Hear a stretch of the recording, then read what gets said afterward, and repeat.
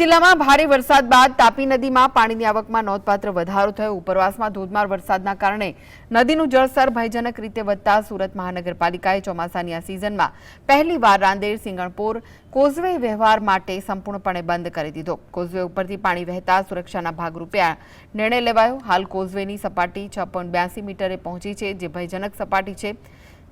હજારો વાહન ચાલકોને વૈકલ્પિક માર્ગોનો ઉપયોગ કરવો પડી રહ્યો છે। તંત્ર નદી કાંઠાના વિસ્તારોમાં એલર્ટ જાહેર કરી સાવચેતી રાખવા અપીલ કરી છે।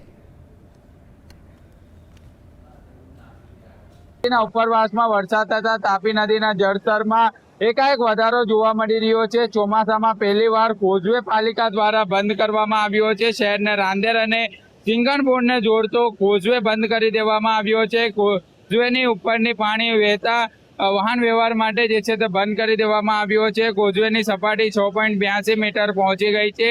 કોઝવે ભયજનક સપાટી 6 ઉપર જોવા મળી રહ્યું છે અને કોઝવે બંધ થતા હજારો વાહન ચાલકોને હાલાકીનો સામનો કરવાનો વારો આવી રહ્યો છે। દર વખતે વાહન વ્યવહાર માટે કોઝવે જે છે તે બંધ કરી દેવામાં આવતો હોય છે, કારણ કે ઉપરવાસમાં પડી રહેલા વરસાદ અને તાપી નદીની અંદર જે રીતના પાણીમાં વધારો થયો છે, આવક વધી છે, ત્યારે રાંદેરથી સિંગણપુરને જોડતો કોઝવે જે છે તે બંધ કરી દેવામાં આવ્યો છે। તકેદારીના ભાગરૂપે કોઝવેની જોવા મળી રહી છે। વાહન વ્યવહાર માટે રાંદેર કોઝવે જે છે તે બંધ કરી દેવામાં આવ્યો છે। તાપી નદીની અંદર નવા નીર પણ જે છે તે જોવા મળ્યા છે। સાહિત્ય જગતાપ, GSTV।